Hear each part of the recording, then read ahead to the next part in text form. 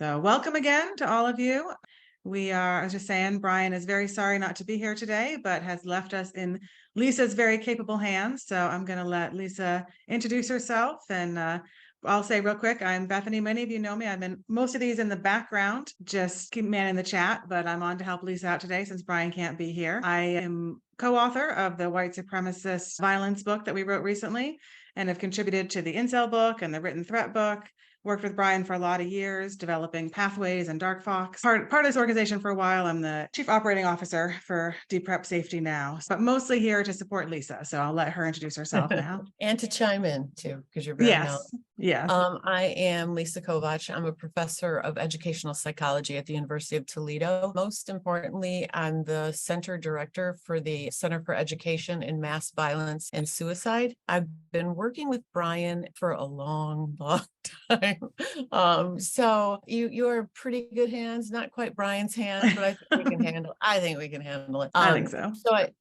So I am involved with Interact. I'm on the advisory board with Interact, and also I've been assisting with DPrep as well. I teach multiple courses, prevention through response as it applies to domestic terrorism, mass violence, and suicide. So that is who I am in a nutshell. All right, so this particular presentation, I've taken some content from an article that Brian and I wrote together a couple of years back. And I think, as all of you know, the moment there is a mass shooting, a school shooting, the conversation begins. Mental health, person's mentally ill, or are they mentally ill? And I think myself of Allen, Texas, one of the more recent shootings, and I saw photos of the incident, and I could see the individual on the ground and saw his white supremacist neo-Nazi tattoos all over.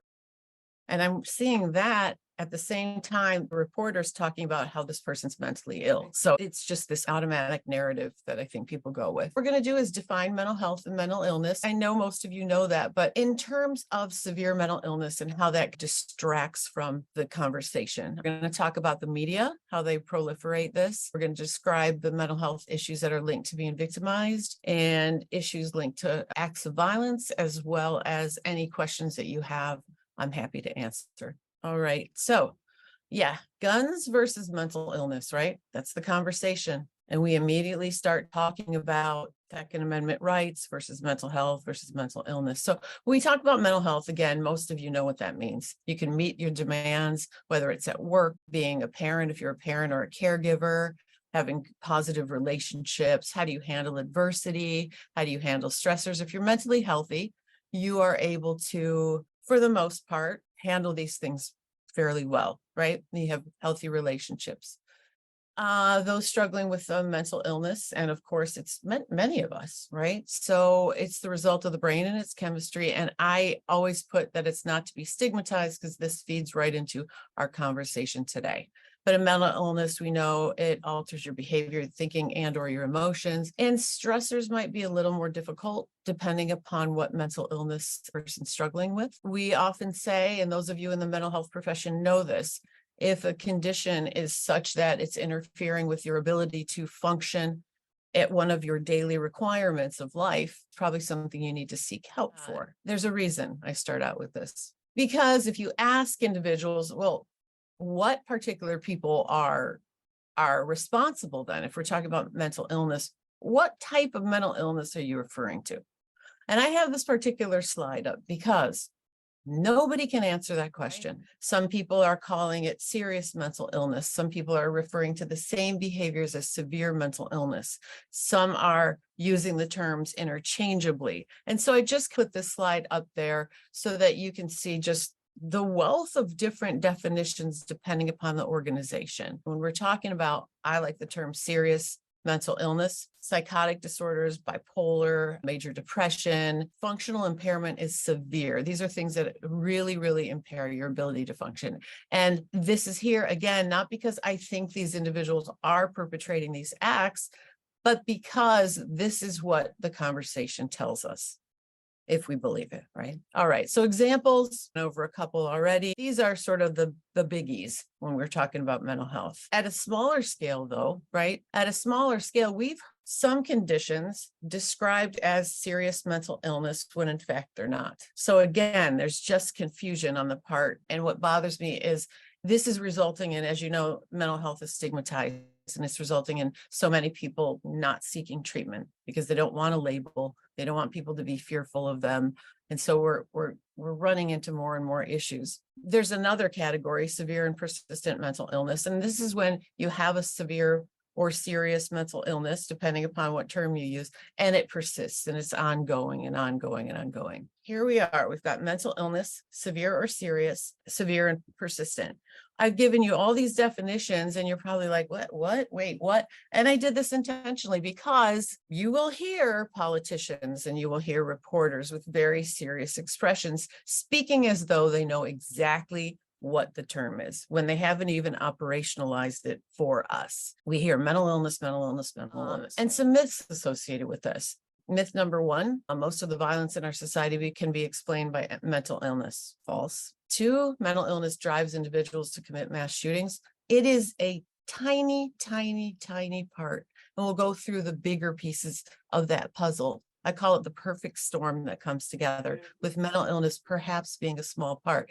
And among those disorders, it's surprising the particular conditions that actually contribute may not be what most people envision. Myth three, those with bipolar schizophrenia are particularly dangerous. It's the unknown, right? Oh, myth number four, the stress increases the risk of violence. Myth number five, once a person's hospitalized for mental illness, the risk for violence skyrockets. Myth number six, if someone's suicidal or hopeless, they're going to carry out a mass shooting or targeted attack.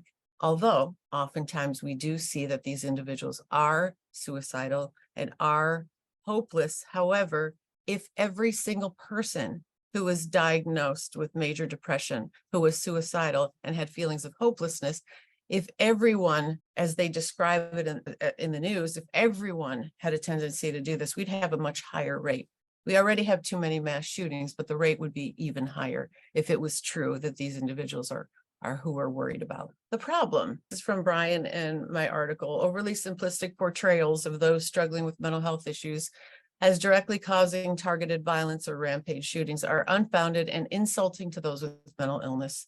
These individuals are not more dangerous than the general population. Again, if I haven't made it clear enough, that's my feeling.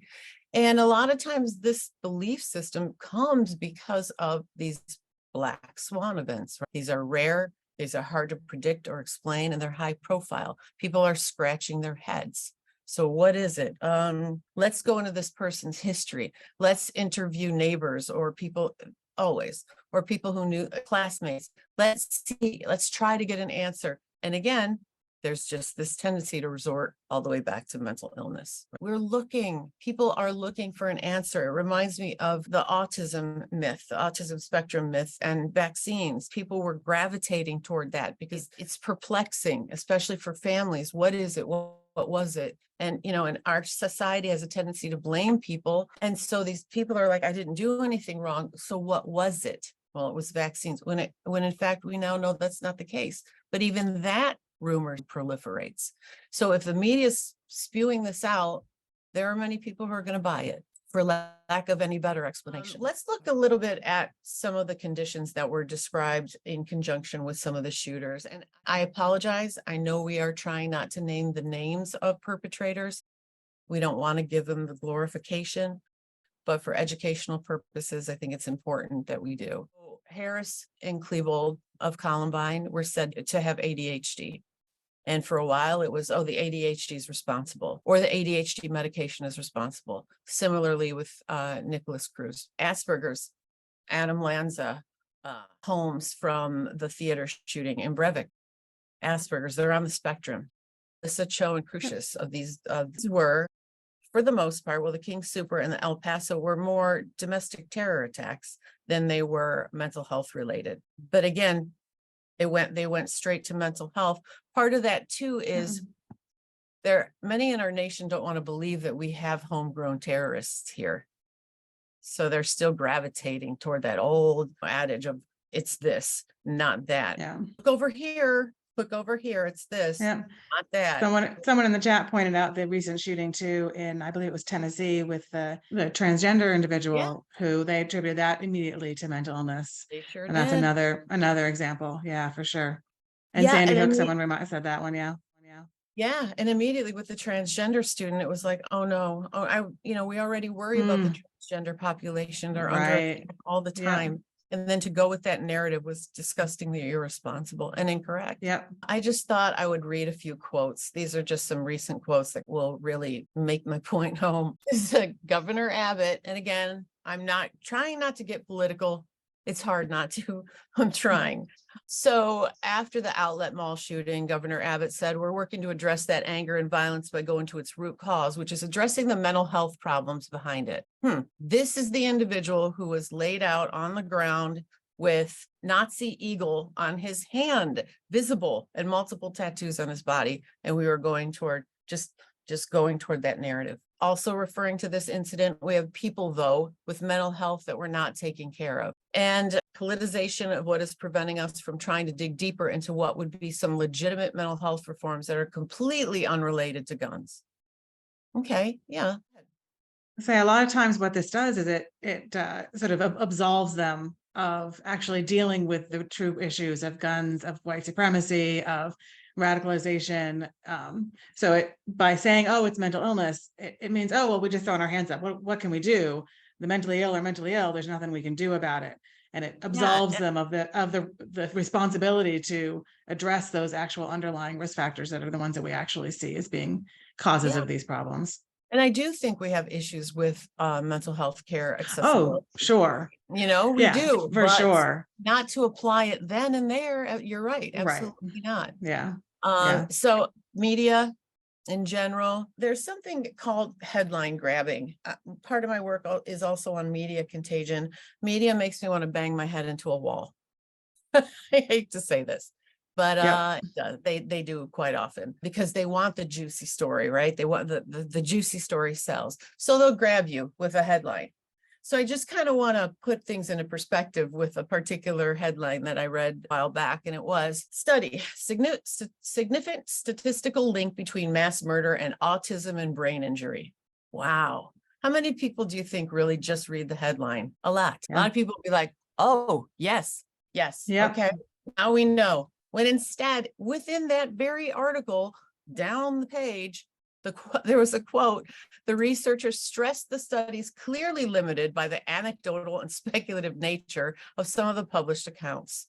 Lead researcher Claire Lilly emphasized the study did not suggest those with autism or Asperger's are more likely to commit murder, adding it's way too early to make any statement like that. So there's this madness myth that they sort of, continue. And you'll probably, if you don't notice headlines, if you hadn't before, really look at them. And this goes to back to the Columbine shooters. In the year that was committed, that was the top news story, right? For months and months and months was Columbine, because people were talking about it as if it was the first incident we've ever had. It was the largest that was recognized, but it was not the first school shooting that we've had. And for this reason, this is where media comes in. For this reason, to this day, our recent shooters worship these two. They worship Harris. They worship Klebold.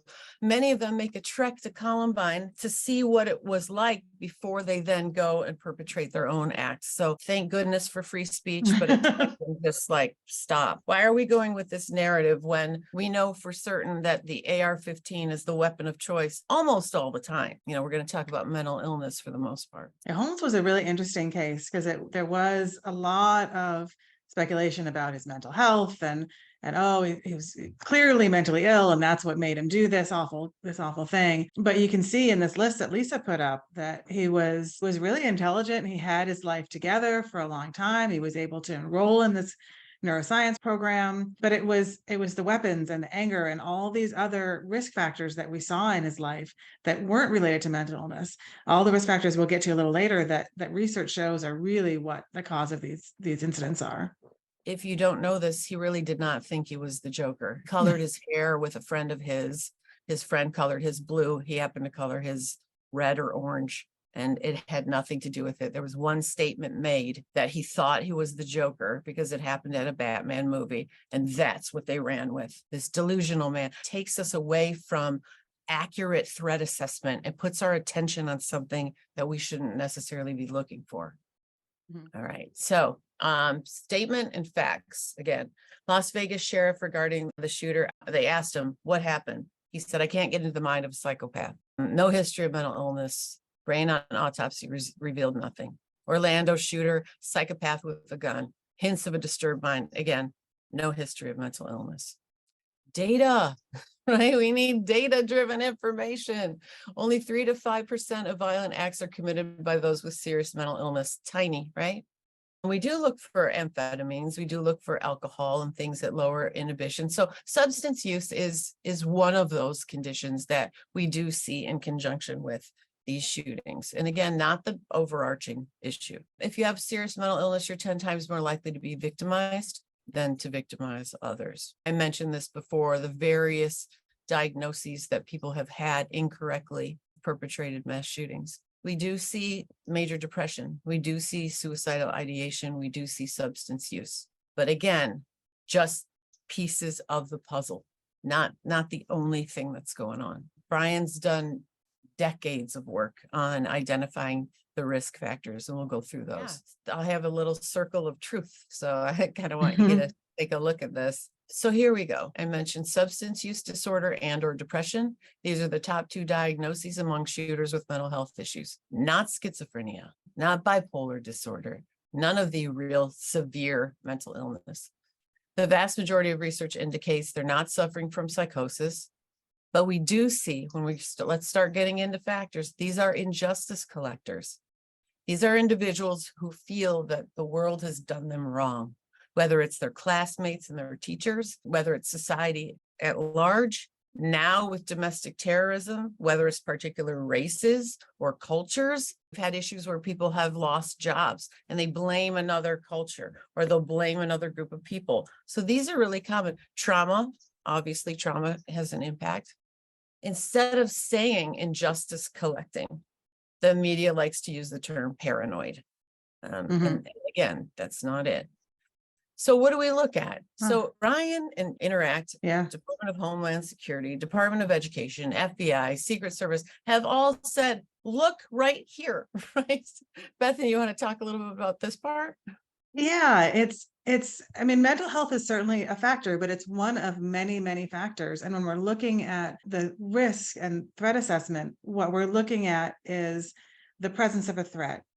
It's hopelessness. It's as weapons acquisition and weapons interest. Lisa said injustice collecting is huge, and it's not paranoia. It's someone who has all of these wrongs, but they feel real or perceived that they hold on to and they can't let any of them go. So it's not imaginary things. It's real things that have happened, but it's things that they don't know how to process and they can't let go. And instead they focus that anger on whoever they perceive to have wronged them. It's identifying with other mass shooters, like as Lisa said, particularly Columbine, but they often will refer to these past shootings and try to emulate or improve upon. There's often leakage involved where they're sharing their plans. Fixation and focus on a target where they go from women in general, oh, these awful women, they don't see a good man when they see him, they don't recognize nice guys, to then focusing in on a particular yoga studio we've seen in the past. Or in California, we saw someone attacking a sorority house. So they focus in on that particular group. There's costuming and pre-attack planning, developing that movement to action and time imperative, loss of empathy. So mental illness, depression, and suicidality is often a major factor, but it is not the only factor. It is one of many. And when we focus just on that one, we lose sight of our ability to address leakage or to address injustice collection that we see in someone. And we instead sort of throw up our hands and say, well, there's nothing we can do. It's mental illness. We lose that ability. And it's self-fulfilling on their end too, because then they see, well, I'm a monster. I'm mentally ill. There's nothing. I may as well do this. It's the only way I can make my mark. So it's both on that end. It makes it more likely for them to realize, oh, well, there's nothing I can do. And we lose sight of people who we say, well, they're not mentally ill. They're not going to be a problem. And so we miss these other things that we're not paying attention to. So we lose some ability to prevent these attacks. Right. What do we do? Right. Yeah. We have to understand that a lot of people struggle with mental illnesses, even severe, and they're productive citizens. We need to really continue to share that message. We have to assess these risks but you have to do so by understanding how does the person manage stress in their life? What is their baseline before we start attributing threat level or risk level to a particular person? We have to understand the role of stress. We have to understand the triggers so that if you are concerned about someone, act on it. Ask the questions. Are you okay? What's going on? I'm going to go all the way to Marjorie Stoneman Douglas and talk a little bit about that shooter, because the major attribution was mental illness. And I don't know if anyone has studied his history, but he was adopted pretty early on and had a great family, almost a white picket fence family. Parents couldn't have been happier to have a child. When he was 5, he was talking to his father, his adoptive father, in the family room where they were watching TV. And his father died of a heart attack right in front of him at 5. And his mom had spoken to other people about how he walked in the kitchen and just could barely speak because of what he just saw. So he endured that. He had a brother, a stepbrother, who tormented him on the daily. I don't think handled the grief of losing his dad, and he tormented him regularly. So he was dealing with all that bullying. So here's where injustice starts getting collected, right? My dad died in front of me. My brother's doing this to me. And he's getting more and more angry. At the same time, he was fascinated with death. He was fascinated with deaths because he didn't know what it was, and it happened right in front of him. And so he started talking about death in school and then was labeled. He was labeled as different, labeled as odd, peculiar, whatever. Some of the adults, even in school, referred to him as the next school shooter. And one of his nicknames was Garbage at school. So he had a lot. And so he was sort of going on this. They did try to help. There were many who tried to help him, but he was kind of going on this path. And then shortly before the shooting, again, when we are worried about someone who is showing us behaviors of concern, and then there is a situational trigger, this is when we need to be most aware. Because what happened then was his mother died of complications of either pneumonia or the flu, nothing to lose. He had nothing left except this brother beat on him regularly. So we have to really understand and take action. And I know some of you are in K-12, some of you are on campuses, and you may have threat assessment teams. That's important, right? It's important that those within that school system or that building get the proper training to identify these things. And also, how do we handle that? I think a lot of people think that when we do threat assessment, we're going to punish the person. If we really want to help someone if they're exhibiting behaviors of concern, that's the main goal. Of course, if they're making direct threats, may have weapons, we have to take other action. But the bottom line is always to help this person, because they are hurting for many reasons. These injustices pile up and so on. To have training across the board, we have to have our students understand what this might look like so they can report these things, instead of allowing this mental illness thing to keep building and building and going and going. Everyone should understand this. Everyone in society really should understand what it is we're looking for, not to profile. And I think a lot of times people think threat assessment is profiling. That's entirely different. We're trying to prevent an act. And one of the major things that Bethany mentioned is leakage. So many of them will say something, much like a suicidal person will say, I just want to die, I want to kill myself. They're saying, don't come to school tomorrow, or they're giving warning signs. We need to train people on what does that look like? What do the warning signs look like? How do we immediately respond to somebody who's showing us they have many of these risk factors? Because we want to get the protective factors into place. We talk about the Secret Service having 11 key questions and us being able to interview people to get to those questions by just having a friendly conversation. But 30 minutes and then open Q&A is just, it's not threat assessment training. And I think for the most part, if many of you are in the mental health profession, you are equally frustrated with this conversation. Or if you yourself struggle with a mental health issue, it's frustrating to think for a second that people are fearful of you for the wrong reason. I feel like we've made so much headway into destigmatizing it, especially like at least with Gen Z, they're pretty good at it. They're pretty open, Gen Zers are. And then this happens. Oh, mental illness. What? Watch out.